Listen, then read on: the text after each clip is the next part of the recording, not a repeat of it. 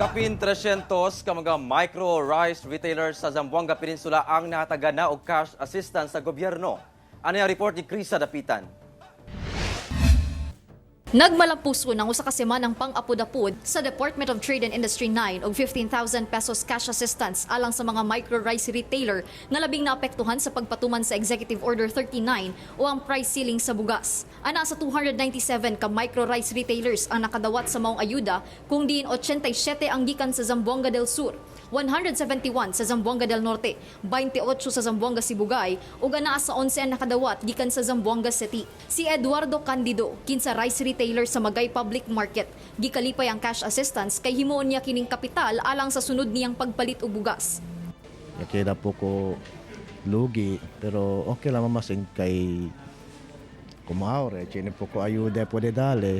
Yawat ya lang, pwede man recover masin po. Ay, bien grande ayuda ya kayo. Bien grande ayuda si. Pone uli, compra uli arroz. Busy lang siyempre, para aumenta siyempre arroz. Cosa yung lugi, kwanto man lugi, silang bila uli. Sumala sa DTI 9, gamay pa kini ko itandi sa libuan ka rice retailer sa rehiyon. Apan matud sa ahensya, magpadayon pa ang ilang pang-apod-apod. Now, we are not saying that they will not qualify.